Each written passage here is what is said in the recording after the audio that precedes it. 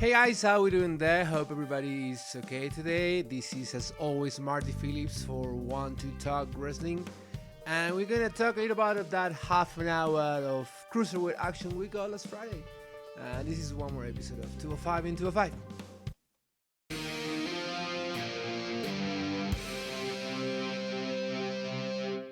First match of the night was Swerve Scott versus Walking Wild, and they made it very clear that Swerve Scott was the MVP from that 5 versus 5 OG versus NXT guys.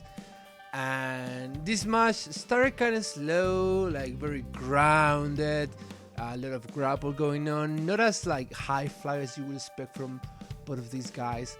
It was kind of fun though. Now personally, I feel it was kind of botchy. There was this great spot where Joaquin Wild was trying like some sort of baseball slide to the outside of the ring, and Swerve Scott managed to trap him under the ring skirt, like that spot that Nikki Cross used to do. But he looked like trapped for real, and then he basically just kicked in the head.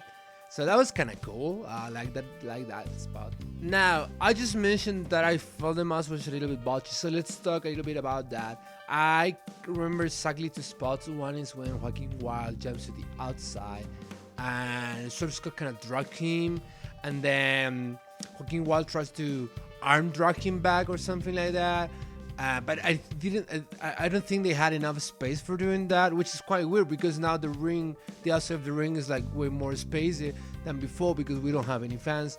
But it looked very weird, and I think Swerve Scott hit his lower back kind of awkwardly, and then just after that, Wild went into the top rope, and I think he tried to do some sort of flying DDT, and again didn't connect properly. He just basically landed straight to the ground.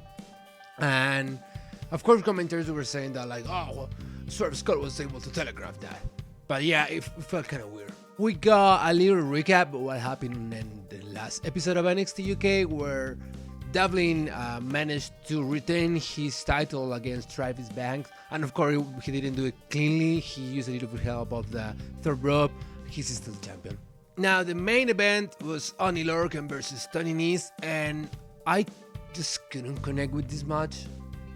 I mean, it wasn't bad, but it was just like one of those like average SmackDown type of matches, which is not something that I would expect from 205 or NXT or something like that.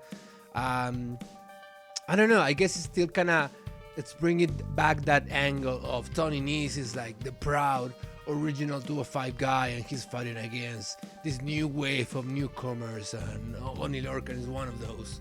So I think that was kind of the story, but again, I just couldn't connect personally with it. Final minutes of this match, Nese got a near fall with a moonsault. Then Lorcan tries to hit the half and half suplex, but Nese landed on his feet. He hits a double stomp, put Lorcan on the ropes, get the running knees, pin it, and that's 1, 2, 3. That's for Nese, and that was pretty much the match. And that was this week 205. Nothing very eventful. I think it's okay for quite the current circumstances we're living in. But it's okay. I just wish it was like kind of work forward some sort of a storyline, maybe involve Devlin. I don't know if we're gonna have any 205 live or Cruiserweight defense title on WrestleMania. If that happened, they probably were recorded and people were already in the building for those recordings. So why not? Let's see what happens this Friday, and thank you again guys for all your time. Thank you for watching. Stay safe and see you next week.